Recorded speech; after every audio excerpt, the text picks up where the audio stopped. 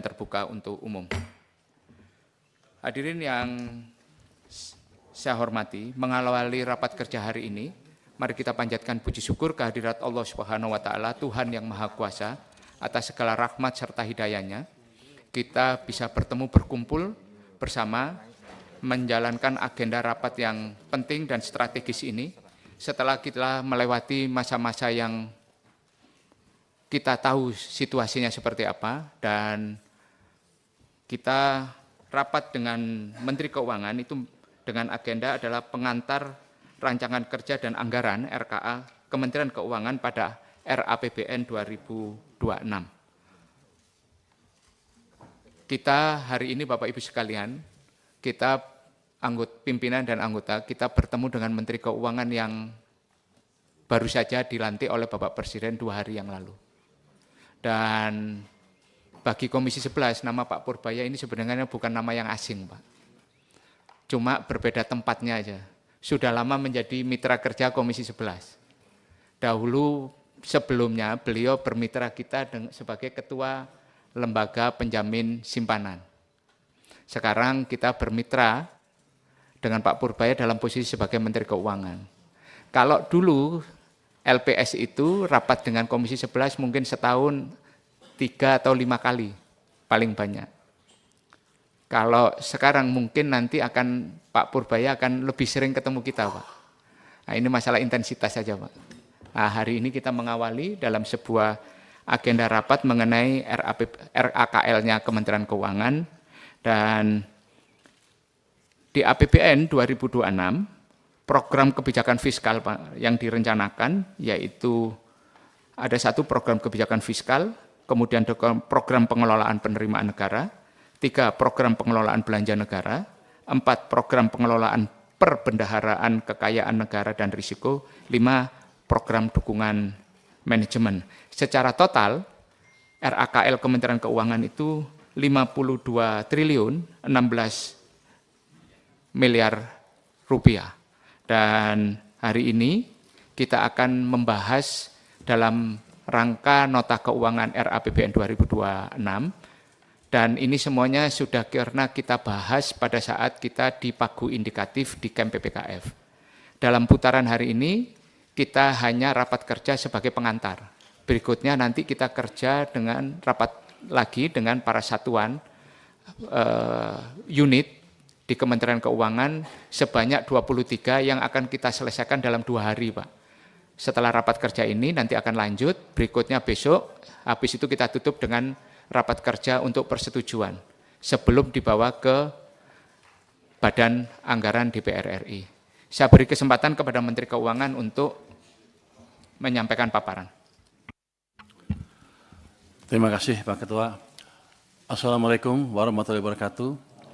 Om Swastiastu, Namo Buddhaya, salam kebajikan. Yang terhormat pimpinan Komisi 11 dan anggota Komisi 11 DPR RI, kami akan menyampaikan paparan rencana kerja dan anggaran Kementerian Keuangan Pagu Anggaran tahun anggaran 2026.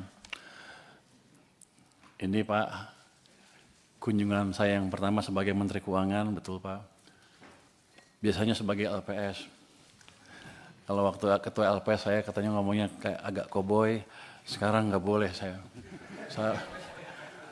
baru merasakan dampaknya, rupanya beda. Jadi sekarang saya akan stick ke pidato yang sudah disiapkan oleh staf saya di sini, Pak.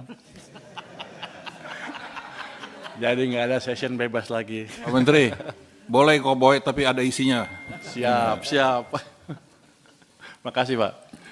Hadir bersama kami dari Kemenkeu pada hari ini adalah saya sendiri Menteri Keuangan, para wamen, ada 3 wamen di tempat kami, sekjen, irjen, para dirjen dan kepala badan, para staf ahli Menkeu, para pimpinan BLU atau Badan Layanan Umum dan jajaran, dan juga Anda siapa?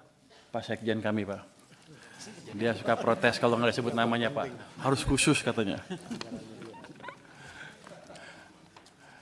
Yang terhormat pimpinan dan anggota Komisi 11 DPR RI, pertama kami akan menyampaikan peran APBN untuk stimulus ekonomi dan mewujudkan kesejahteraan. Yang terhormat pimpinan dan anggota Komisi 11 DPR RI, sebagai negara dengan sistem ekonomi terbuka yang selalu kita cermati dan kita pantau adalah dinamika perekonomian global dan dampak rambatannya kepada ekonomi domestik. Saat ini tekanan terhadap perekonomian global mulai sedikit mereda, namun risiko ketidakpastian tetap perlu diwaspadai.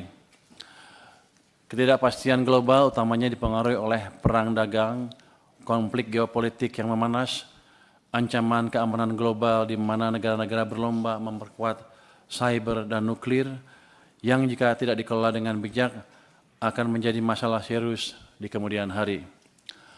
Hal ini meningkatkan fragmentasi dan proteksionisme yang mengganggu rantai pasok sehingga meningkatkan volatilitas harga komoditas, tekanan terhadap suku bunga, dan nilai tukar. Ini semua terus kita antisipasi dan mitigasi semaksimal mungkin. Meskipun tarif tinggi dari Amerika Serikat diberlakukan terhadap berbagai negara, sejumlah negara masih menunjukkan resiliensi dari sisi pertumbuhan ekonomi. Hal ini terlihat ketika kebijakan tarif diumumkan pada bulan April, aktivitas perdagangan dan produksi tetap berlanjut. Indonesia dari sisi perekonomian domestik juga menunjukkan adanya resiliensi terhadap tekanan ketidakpastian global, berada di kelompok negara-negara yang resilient. Meskipun demikian, kewaspadaan tetap diperlukan untuk mengantisipasi dampak lanjutan dari dinamika eksternal tersebut.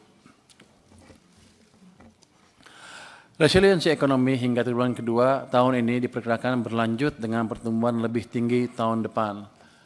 IMF pada rilis Juli 2025 memproyeksikan pertumbuhan global lebih optimis dengan tumbuh 3% year on year di tahun 2025. Ini naik sebesar 0,2 percentage point dari prediksi sebelumnya dan naik 0,1 percentage point ke 3,1% pada tahun 2026. Ekspektasi penurunan Federal Fund Rate juga mendukung proyeksi pertumbuhan ekonomi yang lebih optimis dan berpotensi mendorong aliran modal kepada emerging market. Tren pelonggaran moneter untuk mendukung aktivitas ekonomi di tengah stabilitas inflasi di level global diperkirakan turut memberikan dampak positif bagi domestik sehingga prospek pertumbuhan ekonomi yang lebih tinggi dapat kita wujudkan. Sejalan dengan perkembangan global yang mulai memberikan sinyal pemulihan, perekonomian Indonesia tetap resilient, terrefleksi pada ekonomi triwulan 2 2025 yang tumbuh sebesar 5,12% year on year, utamanya ditopang oleh masih kuatnya konsumsi rumah tangga, meningkatnya investasi, dan terjaganya kinerja ekspor impor. Di sisi lain, sektor kontributor utama bagi perekonomian yaitu manufaktur tumbuh kuat, didukung hasil dari hilirisasi yang memberikan nilai tambah lebih besar di samping permintaan domestik yang masih tinggi. Pertumbuhan ekonomi yang resilient ini menjadi modal untuk mendorong agar pertumbuhan ekonomi ke depan dapat tumbuh lebih tinggi dan menuju 8% dalam jangka menengah. Pada tahun 2026, pertumbuhan ekonomi ditargetkan dapat mencapai 5,4% dengan konsumsi rumah tangga yang masih menjadi kontributor utama diperkirakan tumbuh 5,2%. Investasi ditargetkan tumbuh 5,2%, diwujudkan melalui penguatan peran Danantara untuk akselerasi investasi yang produktif pada sektor-sektor yang bernilai tambah tinggi dan yang berorientasi ekspor. Dampak lanjutannya, ekspor diharapkan tumbuh lebih tinggi dengan nilai tambah yang diberikan. Ini ditargetkan tumbuh hingga 6,7%. Di samping pertumbuhan yang resilient, inflasi juga dapat dikendalikan dalam rentang target 1,5% hingga 3,5%, sehingga daya beli masyarakat tetap terjaga dan tetap memberikan margin keuntungan juga bagi produsen. Slide-nya ke inflasi. Slide. Inflasi dulu. Pemerintah terus berkomitmen bahwa stabilitas harga pangan menjadi prioritas yang harus dikendalikan. Berbagai kebijakan ditempuh, antara lain melalui stabilisasi pasokan harga pangan atau SPHP, pemberian bantuan pangan, hingga penguatan peran Bulog. Bulog didorong berperan menjaga stok pangan yang handal, sehingga efektif untuk menstabilisasi harga sekaligus mampu melindungi petani di harga yang wajar, sehingga kesejahteraan petani dapat meningkat. Dibandingkan berbagai negara, Indonesia dengan kebijakan yang koordinatif, baik dengan Bank Indonesia, KL terkait, dan pemerintah daerah mencatatkan inflasi yang lebih terkendali dibandingkan banyak negara. Banyak negara masih berupaya untuk mencapai level inflasi yang ideal.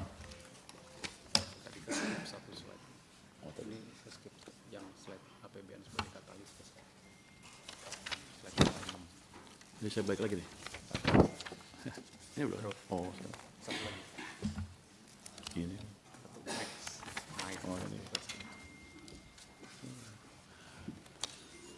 Saya masih balik sedikit ke belakang, Pak. Tadi ada yang terlewat rupanya.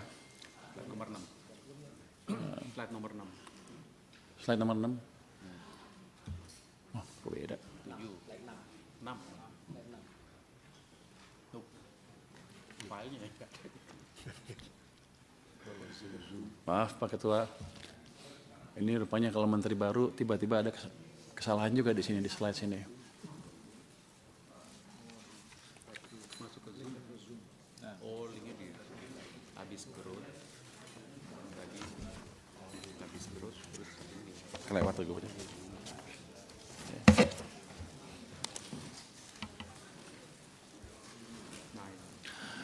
Saya lanjutkan. Dalam rangka mendorong pertumbuhan ekonomi yang lebih tinggi, diperlukan percepatan investasi. Upaya percepatan investasi ke depan tidak hanya mengandalkan APBN, tetapi juga ditopang oleh penguatan peran swasta dan Danantara Indonesia sebagai Sovereign Wealth Fund. Ke depan diharapkan kontribusi investasi dari Danantara terus meningkat hingga tahun 2029, sejalan dengan meningkatnya kontribusi swasta. Investasi strategis yang dilakukan oleh Danantara diarahkan untuk mendukung sektor-sektor produktif yang mempunyai nilai tambah tinggi, memperluas kesempatan kerja, dan meningkatkan kesejahteraan. Pemerintah melalui APBN juga tetap hadir sebagai katalis untuk menggairahkan peran swasta, sehingga ke depan diharapkan Danantara dan swasta berkontribusi besar sebagai motor bagi pertumbuhan ekonomi.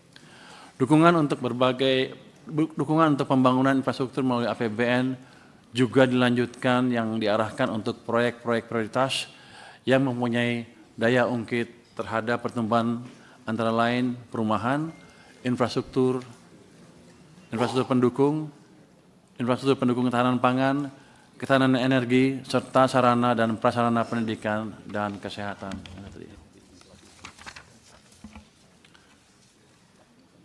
Ini sudah next.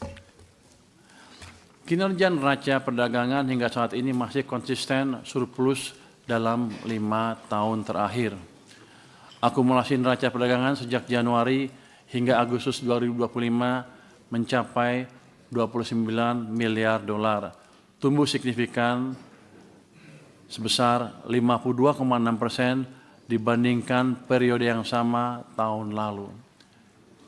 Jadi ini menggambarkan global ekonominya nggak seburuk yang dibayangkan orang dan mesin-mesin ekspor kita siap untuk mengisi kebutuhan ekonomi global. Jadi pertumbuhannya amat signifikan 52,6%. Kinerja neraca perdagangan ditopang ekspor yang secara kumulatif dari Januari hingga Agustus 2025 mencapai 185,3 miliar dolar, tumbuh 7,8% dibandingkan tahun lalu.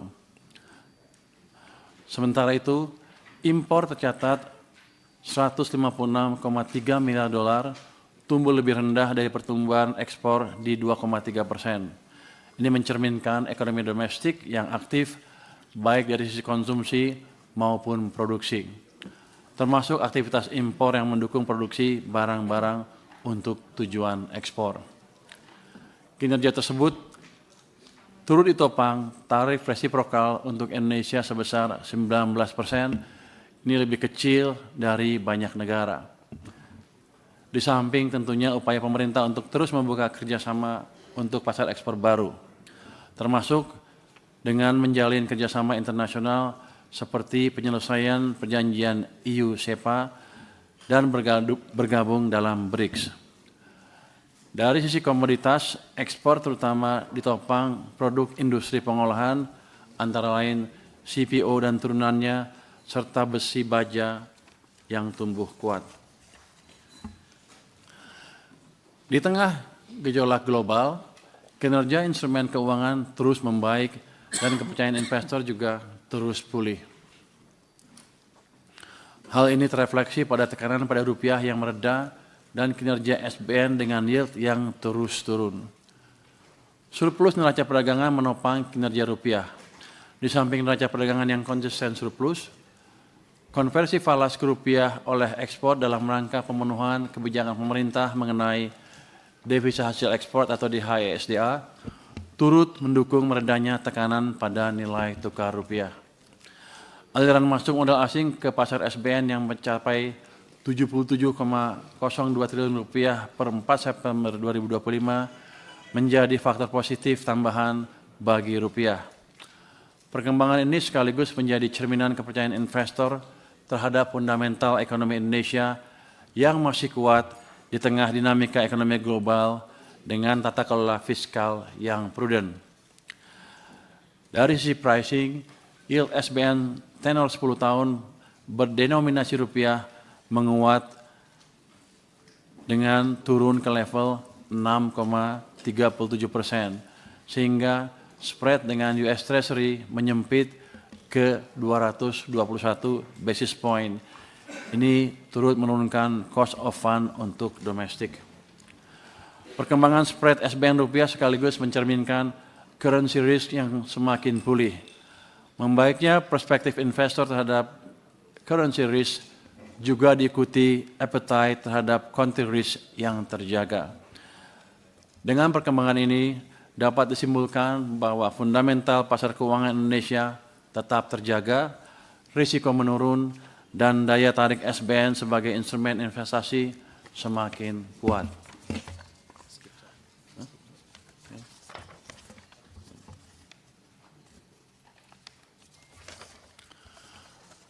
Pertumbuhan yang resilien dan terjaganya stabilitas ekonomi berkontribusi besar dalam menopang perbaikan kesejahteraan masyarakat. Melalui pertumbuhan dan stabilitas ekonomi berdampak pada penciptaan tambahan 3,59 juta lapangan kerja di tahun 2025, sehingga secara agregat berimplikasi pada penurunan tingkat pengangguran terbuka menjadi 4,76% dari tahun lalu yang sebesar 4,28%, serta penurunan kemiskinan ke level 8,47% dari sebelumnya di level 9,03%. Pimpinan dan anggota Komisi 11 DPR RI yang terhormat, dengan mengucap syukur Alhamdulillah dalam 10 bulan pemerintahan Bapak Prabowo, kinerja ekonomi dan implementasi kebijakan fiskal kita berjalan dengan baik, walaupun masih banyak pekerjaan rumah yang perlu disempurnakan. Dalam 10 bulan terakhir, di tengah ketidakpastian global, perekonomian Indonesia tetap dapat dijaga stabil. Kesejahteraan rakyat meningkat dan berbagai program unggulan sudah menunjukkan manfaat yang nyata bagi masyarakat dan perekonomian.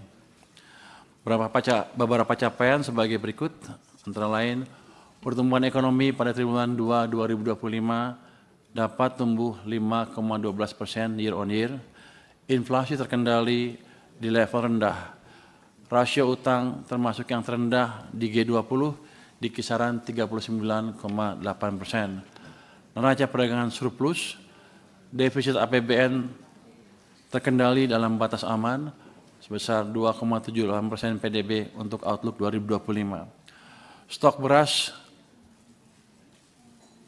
lebih dari 4 juta ton.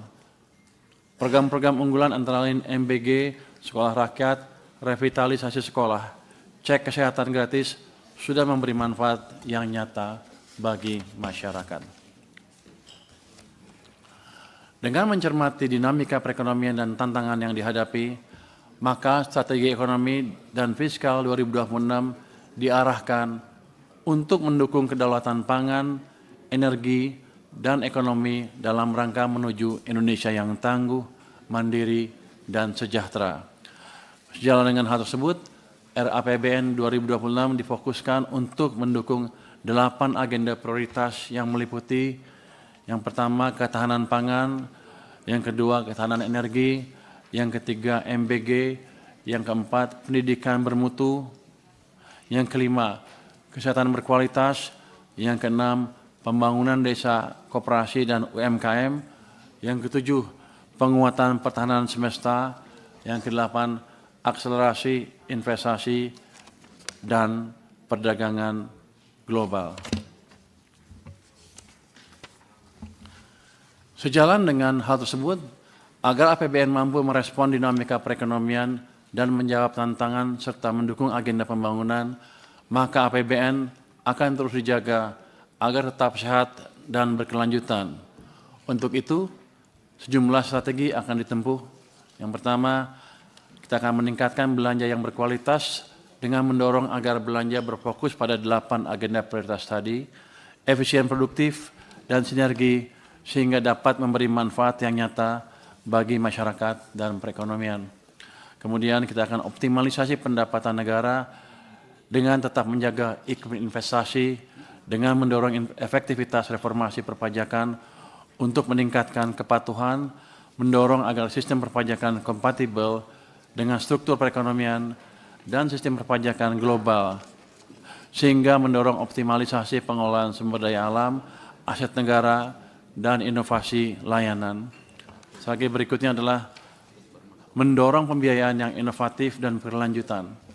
Hal ini ditempuh dengan mengendalikan utang dalam batas aman, mensinergikan peran Danantara untuk akselerasi investasi produktif, dan memanfaatkan sisa anggaran lebih atau SAL untuk mengantisipasi ketidakpastian, serta memperkuat koordinasi dan kolaborasi kebijakan fiskal, moneter, dan sektor keuangan dalam mendukung stabilitas ekonomi dan penciptaan lapangan kerja. Melalui pengelolaan APBN yang sehat tersebut, maka 3 fungsi utama APBN yaitu alokasi, stabilisasi, dan distribusi dapat berfungsi efektif untuk mendukung berbagai program pemerintah, meredam dari berbagai goncangan, dan meningkatkan kesejahteraan demi mencapai cita-cita bangsa. Indonesia yang tangguh, mandiri, dan sejahtera.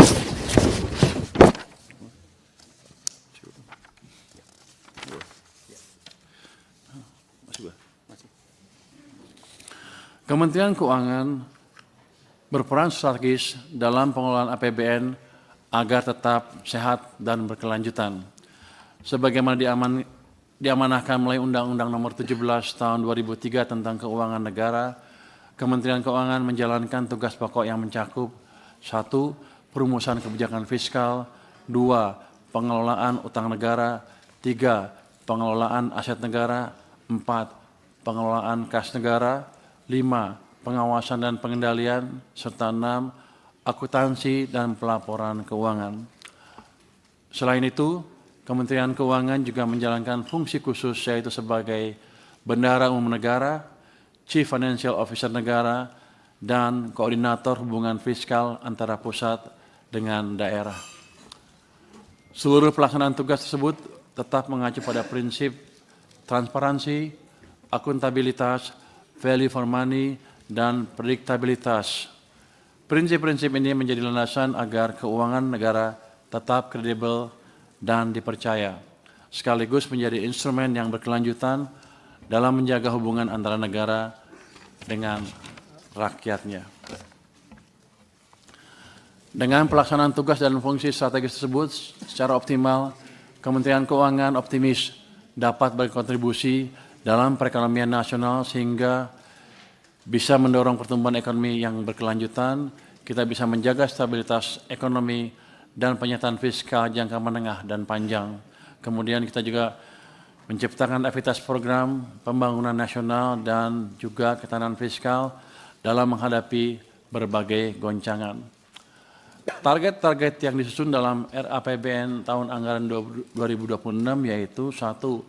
Target pendapatan negara pada RAPBN tahun 2026 ditetapkan sebesar Rp3.147,7 triliun. Sementara itu, belanja negara ditargetkan mencapai Rp3.786,5 triliun pada RAPBN tahun 2026. Adapun target pembiayaan pada RAPBN tahun 2026 adalah sebesar Rp638,8 triliun. Semua akan dikelola secara prudent dan profesional. Apabila dilihat berdasarkan sumber daya dan pengelolaan APBN, rasio belanja Kementerian Keuangan terhadap dukungan penerimaan serta pengelolaan belanja negara semakin efisien dari tahun ke tahun. Izin Pak Ketua dan anggota Komisi 11 DPR RI.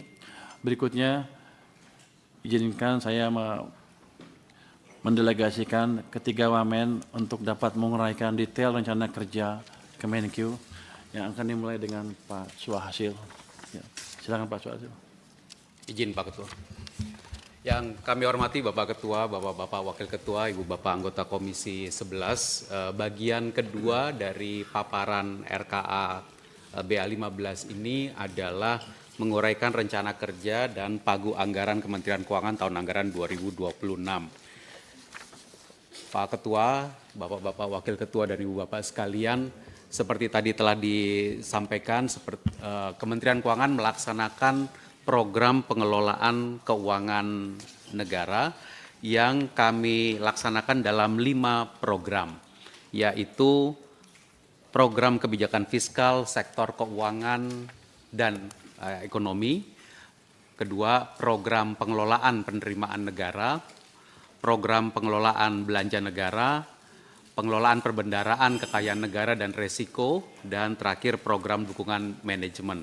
Kelima program ini dilaksanakan oleh keseluruhan unit eselon 1 Kementerian Keuangan yang sifatnya kolaboratif dan bukan segregatif.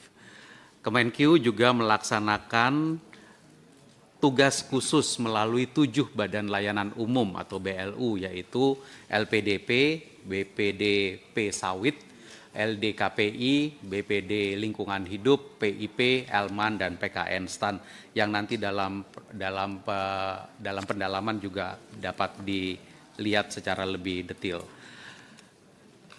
Ultimate outcome Kementerian Keuangan adalah pengelolaan fiskal yang proaktif dan adaptif untuk kedaulatan pangan dan energi serta ekonomi yang produktif dan inklusif. Ini adalah untuk mendukung pencapaian rencana kerja pemerintah tahun 2026 yang bertemakan kedaulatan pangan dan energi serta ekonomi yang produktif dan inklusif. Keseluruhan pekerjaan ini kami tuangkan dalam balance scorecard yang bisa dilihat di sebelah kanan, 5 program di dalam kotak di dalam yang dilingkari 5 tersebut dengan target-targetnya di dalam masing-masing tempat, dan di balance scorecard ini nanti didetilkan lagi ke dalam berbagai macam KPI dan target-target outcome dan seterusnya. Sebelum kami menguraikan detail dari 5 program ini, kami juga ingin menyampaikan di slide yang berikutnya, Kementerian Keuangan menjalankan keseluruhan itu dengan sumber daya yang terus kita kelola untuk menjadi lebih modern dan lebih terpercaya. Ada 77.412 pegawai dari yang kalau kita bandingkan dengan 2019 sebenarnya ini terjadi penurunan. 2019 pegawai Kementerian Keuangan itu 82.468 pegawai, sekarang 77.412 pegawai. Kebijakan-kebijakan SDM kita termasuk memenuhi pegawai baru secara selektif, komposisi kita perhatikan terus, kompetensi kita terus tingkatkan, budaya pegawai, well-being dan juga manajemen serta pembangunan digital workplace untuk bisa pegawai kita menjadi lebih kompeten dan bekerja dengan secara digital. Didukung juga oleh 19 core applications yang termasuk di dalamnya ada Cortex, CISA, Bea Cukai, Sistem INSW, Span Sakti, MPN untuk perbendaraan dan juga SIMAN untuk sistem aset negara. Dan kuncinya adalah kita terus mendukung interoperabilitas dan integrasi dari ekosistem digital ini. Keseluruhannya bekerja di dalam 1071 satuan kerja yang terus kita lakukan penguatan dengan pengawasan internal yang makin kuat dan dengan anggaran sebesar 42,82 triliun. Ini adalah anggaran tanpa BLU dan sekitar 1,03% dari APBN tahun anggaran 2025. Dan tentu kebijakan anggaran kita di sini adalah terus memperkuat kebijakan efisiensi anggaran sehingga anggaran digunakan dengan baik. Kebijakan-kebijakan dari sumber daya Kemenkeu ini yang terus kita kelola secara efisien. Kalau kita lakukan benchmarking sejak tahun 2020, kita telah dapat mengurangi sejumlah anggaran yang tidak diperlukan, dan kita bisa mengestimasi total efisiensi 2020 sampai 2025 adalah sebesar 3,53 triliun. Dan tentu di tahun 2026 dalam rencana kerja anggaran 2026 kita akan terus melanjutkan kebijakan efisiensi anggaran dan perluasan strategi efisiensi anggaran termasuk dalam konteks pelaksanaan kolaborasi kegiatan, kemudian perluasan implementasi standarisasi biaya, pengendalian biaya belanja birokrasi, dan juga perluasan kantor-kantor layanan bersama Kemenkeu di seluruh Indonesia. Berikutnya, di beberapa slide berikutnya kami akan mulai menguraikan 5 program yang tadi kami telah sampaikan sebagai rencana kerja dan anggaran Kementerian Keuangan. Nanti kami mohon izin untuk Pak Wamen Anggito dan Pak Wamen Thomas untuk juga ikut menguraikan program-program ini. Program pertama adalah program perumusan kebijakan fiskal sektor keuangan dan ekonomi yang kita terus arahkan agar kebijakan ini menjadi makin proaktif, makin adaptif dan mampu menggerakkan transformasi ekonomi. Ada 2 outcome yang ingin dicapai di sini, yaitu 2 outcome utama. Dan 2 outcome utama ini disampaikan di sebelah kiri, kebijakan fiskal sektor keuangan dan ekonomi yang berkualitas, proaktif dan adaptif dengan seperangkat indikator termasuk di dalamnya adalah rasio defisit terhadap PDB, indeks status stabilitas sistem keuangan, 3 dalam skala 4, dan indeks kinerja kebijakan fiskal sektor keuangan dan ekonomi. Itu outcome pertama. Outcome kedua adalah diplomasi dan kerjasama ekonomi keuangan internasional yang efektif.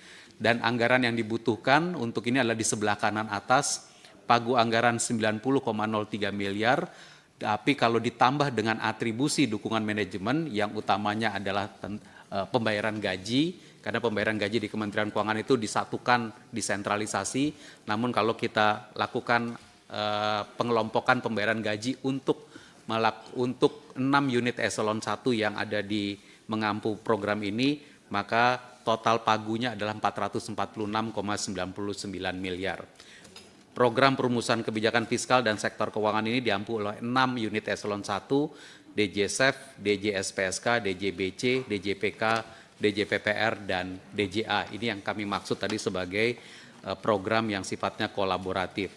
Beberapa fokus kegiatan kami sampaikan dan highlight 2026 antara lain adalah sinergi dan harmonisasi kebijakan fiskal pusat dan daerah, pemberian fasilitas dukungan insentif fiskal, transformasi kebijakan ekosistem investasi, penguatan kepemimpinan Indonesia dalam tata kelola ekonomi dan keuangan internasional global, optimalisasi kemitraan dan kerjasama internasional, penguatan stabilitas, pendalaman dan inklusivitas sektor keuangan, serta ekosistem profesi keuangan yang sehat. Program kedua adalah program pengelolaan penerimaan negara, dan Pak Wamen Anggito mohon izin pimpinan dan Ibu Bapak anggota untuk diuraikan oleh Pak Wamen Anggito. Terima kasih Pak Wamen Suhasil, pimpinan, para ketua, Pak Wakil Ketua, anggota Komisi 11 DPR RI, Pak Menteri Keuangan, Wamen, dan seluruh pejabat terkait. Assalamualaikum warahmatullahi wabarakatuh. Terima kasih. Untuk program kedua dari Kementerian Keuangan adalah pengelolaan penerimaan negara yang ditujukan untuk meningkatkan atau mengoptimalisasi pendapatan negara, tentu dengan yang berkeadilan. Nah, program ini akan diampu secara kolaboratif oleh 4 unit eselon 1. Tentu yang paling besar signifikan adalah Direktorat Jenderal Pajak, kemudian Direktorat Jenderal Bea dan Cukai, Direktorat Jenderal Anggaran yang mengampu masalah PNBP, dan juga Lembaga Nasional Single Window LNSW. Nah, program ini di dalam balance score kita akan menyasar 2 outcome. Outcome pertama itu adalah penerimaan negara itu sendiri. Yang kedua adalah mengenai pengawasan, dan ini akan dilakukan melalui 152 output yang nanti akan disampaikan pada waktu panja oleh teman-teman dari eselon 1. Untuk outcome dan KPI yang kami usulkan adalah untuk rasio pendapatan negara terhadap PDB 12,22%, kemudian rasio penerimaan perpajakan terhadap PDB adalah 10,47%, dan rasio PNBP terhadap PDB adalah 1,77%. Ini masih dalam rangka RAPBN 2026. Nah, sementara untuk pengawasan, outcome dan KPI-nya terkait dengan upaya-upaya pengawasan untuk perlindungan masyarakat dan dukungan kegiatan untuk perdagangan khususnya, yaitu untuk persentase efektivitas pengawasan dari narkotika, psikotropika, prekursor, serta barang larangan terbatas, itu KPI-nya adalah 79%, kemudian dwelling time, waktu tunggu ya di impor itu adalah 2,8 sampai 2,79 hari, kemudian untuk tingkat efisiensi pelayanan ekspor impor, scoringnya adalah 89. Tentu nanti lihat, kita juga bisa melihat tren yang sudah terjadi selama ini adalah suatu upaya untuk peningkatan. Fokus kegiatannya ada 4, yaitu 1 perumusan kebijakan, perpajakan, bea cukai, dan PNBP. Yang kedua adalah yang cukup besar dalam tahun 2026 itu adalah integrasi data dan pemanfaatan sistem transaksi digital. Kemudian yang ketiga adalah pelayanan komunikasi dan edukasi. Yang 4 adalah pengawasan dan penegakan hukum. Nah, Bapak Ibu sekalian, highlight dari strategi yang diturunkan dari balance scorecard untuk program pengelolaan penerimaan negara itu ada 10. Kalau kita urutkan 1 sampai 3 itu khusus perpajakan, 1 masalah edukasi, literasi, dan untuk kesadaran kepatuhan perpajakan. Yang kedua, pemanfaatan sistem digitalisasi dalam transaksi perpajakan. Yang ketiga adalah optimasi peluasan integrasi data perpajakan. Untuk strategi nomor 4 itu adalah yang sifatnya joint, itu adalah dalam rangka kerjasama penegakan hukum, peraturan, dan tindakan pelanggaran, khususnya di bidang perpajakan dan kepabeanan dan cukai. Kemudian nomor 5, 6, 7 itu adalah khusus kepada Direktorat Bea dan Cukai, yaitu ekstensifikasi cukai dan pengawasan terhadap barang kena cukai ilegal. Kemudian kebijakan kepabeanan untuk hilirisasi, ini terkait dengan pihak luar, perdagangan dan integrasi proses bisnis ekspor dan impor. Nomor 7 adalah sinergi dalam tindakan penyelundupan dan pengawasan narkotika atau NPP. Nah, nomor 8, 9, 10 itu adalah program-program atau highlight strategi yang akan dilaksanakan oleh Direktorat Jenderal Anggaran sebagai pengampu dari penerimaan negara bukan pajak. Pertama itu penyempurnaan kebijakan dan pengawasan PNBP. Pertama itu nomor 8, kemudian nomor 9 adalah pemanfaatan sistem Cortex, CEISA, dan Simbara.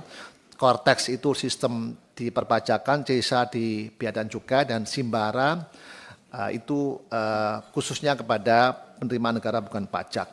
Yang terakhir nomor 10 itu adalah pelaksanaan joint program penerimaan negara yang meliputi joint di dalam analisis, pengawasan, pemeriksaan, intelijen, dan penegakan hukum.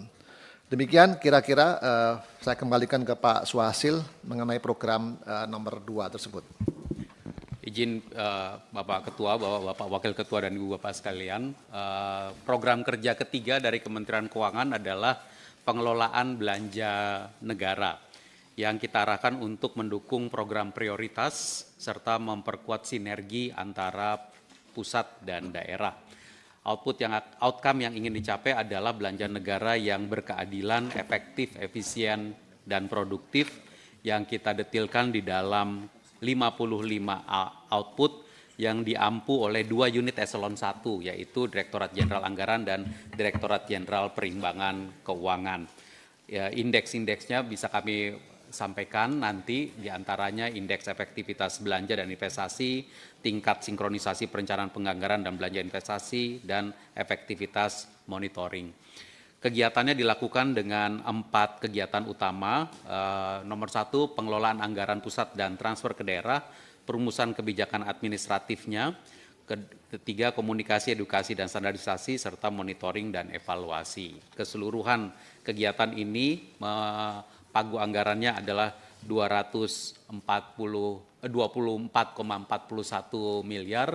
Kalau kita tambahkan dengan alokasi atau atribusi dukungan manajemen 220,32 miliar, maka total anggaran untuk pengelolaan belanja negara adalah 244,73 miliar. Beberapa strategi yang kita akan lakukan adalah sinergi alokasi belanja pusat dan daerah untuk mendukung program prioritas, termasuk di dalamnya MBG, program ketahanan pangan, cetak sawah, cek kesehatan gratis, pendidikan, kesehatan, sekolah rakyat, dan juga koperasi desa, koperasi kelurahan Merah Putih. Penyempurnaan kebijakan belanja pemerintah yang efektif dan efisien, sinkronisasi perencanaan penganggaran pusat dan daerah, perbaikan kebijakan subsidi dan perlinsos, edukasi publik tentang kebijakan belanja pemerintah, terutama kebijakan untuk prioritas, belanja prioritas. Kemudian kita terus juga melakukan peningkatan kapasitas pengelola keuangan negara, penajaman output dan standarisasi biaya, analisis perkembangan ekonomi dan fiskal daerah, serta monef kinerja anggaran pusat dan daerah dalam rangka pencapaian program prioritas. Pak Wamen Anggito titip tadi terlewat menyampaikan anggaran yang dibutuhkan di slide sebelumnya untuk pengelolaan penerimaan negara. Di sebelah kanan atas itu adalah anggaran yang dibutuhkan untuk program pengelolaan penerimaan negara, yaitu pagu anggarannya 1,99 triliun, dan kalau ditambahkan dengan atribusi dukungan manajemen ke program teknis sebesar 22,77 triliun.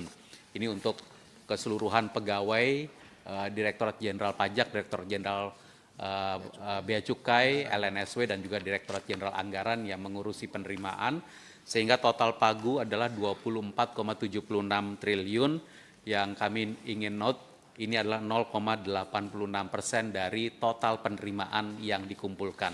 Ini yang mencerminkan, moga-moga nanti terus mencerminkan value for money dari anggaran kita dalam upaya mengumpulkan penerimaan negara. Untuk program yang keempat, pengelolaan perbendaharaan, kekayaan negara dan risiko, Pak Ketua, Bapak Wakil Ketua dan Ibu Bapak anggota, mohon izin Pak Wamen Tommy yang fokus di sini untuk menyampaikan rencana kerjanya. Terima kasih Pak Wamen Suar.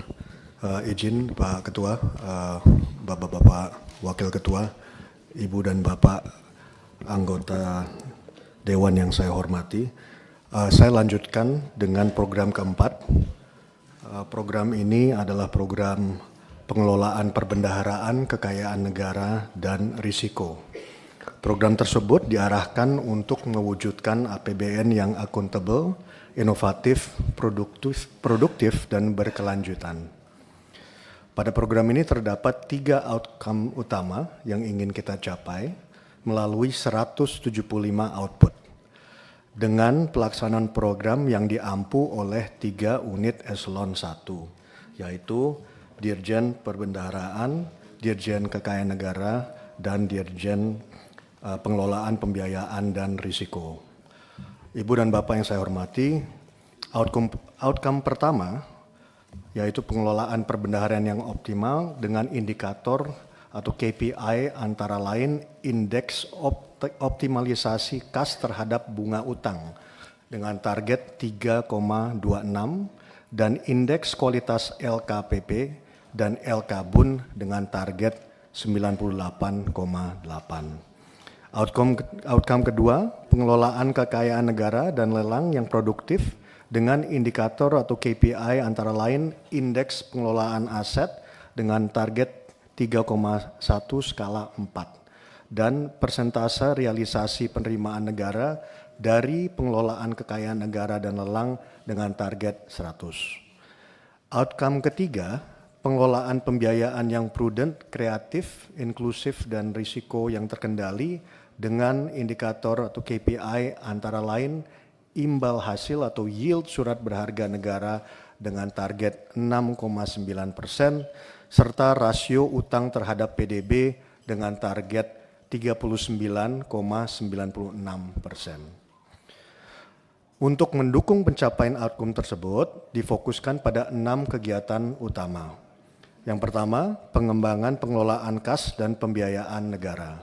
Yang kedua, pengembangan pengelolaan aset yang produktif dan proaktif. Ketiga, peningkatan kualitas pengelolaan perbendaharaan, kekayaan negara, dan risiko.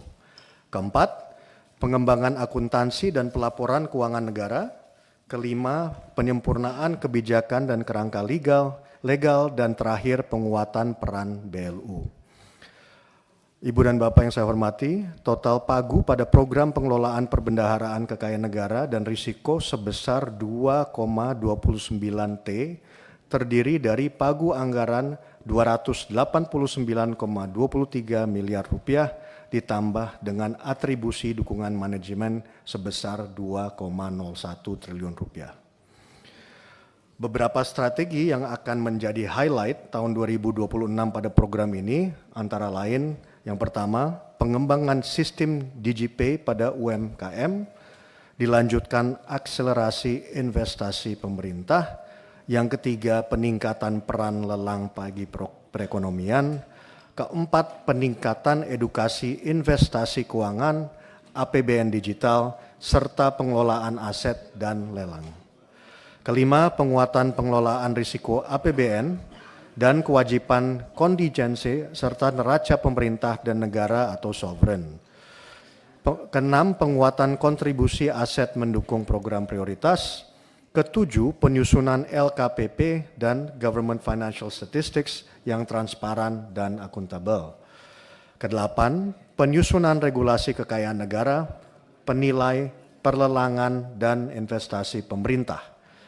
9, penguatan basis data penyaluran Perlinsos, dan terakhir penguatan peran BLU antara lain melalui fasilitas pembiayaan UMI, peningkatan kualitas lingkungan hidup, penyediaan lahan PSN, pelaksanaan hibah internasional, dan peremajaan sawit rakyat. Ibu dan Bapak yang saya hormati, demikian paparan dari saya.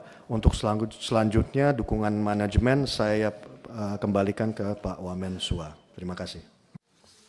Bapak Ketua, Bapak-Bapak Wakil Ketua dan Ibu Bapak sekalian, terakhir program kerja Kementerian Keuangan adalah program dukungan manajemen, yaitu yang merupakan manajemen strategis untuk mendukung seluruh penyelesaian tugas dari unit-unit Eselon 1 yang menjalankan program teknis 4 di depan.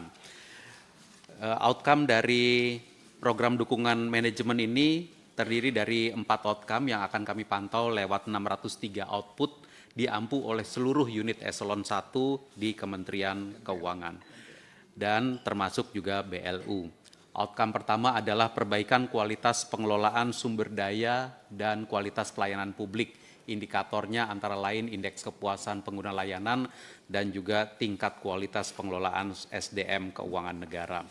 Outcome kedua adalah penguatan sistem pengendalian intern terintegrasi dengan indikator antara lain indeks integritas, indeks kualitas penerapan sistem pengendalian intern terintegrasi. Outcome ketiga, pendekatan transformasi digital, penguatan transformasi digital pada ekosistem keuangan negara, indikatornya termasuk tingkat keandalan sistem informasi Kementerian Keuangan. Dan outcome keempat adalah pencapaian tugas khusus yang efektif dengan indikator dari kita memantau nanti indeks efektivitas kinerja SMP kita. Ada 6 kegiatan yang akan dilakukan di bawah dukungan manajemen ini, ya, termasuk yaitu 6-nya adalah pengelolaan organisasi, SDM keuangan, BMN dan juga umum, kedua legislasi dan advokasi, ketiga pengelolaan resiko dan pengawasan internal, keempat pengelolaan TIK yang andal, kelima pengelolaan informasi dan komunikasi publik, serta 6 pengelolaan dana abadi pendidikan dan pendidikan vokasi keuangan negara PKN STAN. Total pagu pada program dukungan manajemen atau manajemen strategis ini adalah 49,61 triliun dengan atribusi dukungan manajemen ke program teknis lain sebesar 25,35 triliun rupiah. Sehingga pagunya kalau yang khusus untuk dukungan manajemen adalah sebesar 24,26 triliun rupiah, termasuk di dalamnya adalah badan layanan umum sebesar 10,37 triliun rupiah. Beberapa highlight strategi tahun anggaran 2026 adalah penggunaan teknologi, penguatan sistem pengadilan internal, pembelajaran bagi pengelola keuangan negara untuk meningkatkan kompetensi masa depan, implementasi gedung kolaborasi antar dan ramah lingkungan pada pelayanan terpadu di seluruh Indonesia, akselerasi interoperabilitas sistem Kemenkeu, simplifikasi program proses bisnis, dan juga penataan aset berbasis zona, dan juga terus menyelenggarakan berbagai macam peningkatan kompetensi dan pengendalian belanja birokrasi. Bapak Ketua, Bapak-Bapak Wakil Ketua dan Ibu Bapak sekalian, kalau kita rekap kelima program tadi, maka pagu anggaran Kementerian Keuangan tahun anggaran 2026 52 triliun 16 miliar rupiah, yang kalau kita lihat tanpa BLU adalah 41,64 triliun rupiah dan BLU adalah 10,37 triliun rupiah. Ini yang telah disampaikan oleh surat bersama Menteri Keuangan dan Menteri Perencanaan Bappenas pada bulan Juli. Ini harusnya bulan Juli ya, Juli yang lalu. Dan kalau kita lihat rincian dari pagu anggaran per program adalah seperti yang ada di dalam tabel. Kebijakan fiskal sektor keuangan dan ekonomi 90 miliar 32 juta sekian. Lalu kemudian program pengelolaan penerimaan negara adalah 1 triliun 997 miliar 68 juta 482 ribu. Pengelolaan belanja negara 24 miliar 406 juta 799 ribu.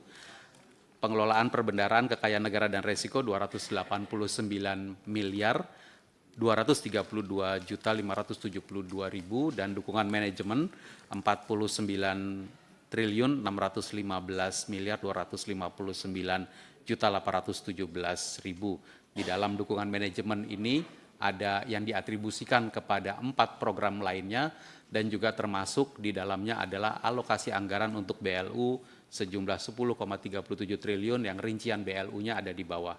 LPDP 3,93 triliun pengelola anggaran untuk pengelolaan LPDP, anggaran BPDP sawit 6,06 triliun, LDKPI 43,01 miliar, Badan Pengelola Dana Lingkungan Hidup 69,60 miliar, PIP 95,64 miliar, Elman 163,47 miliar, dan PKN STAN 15,06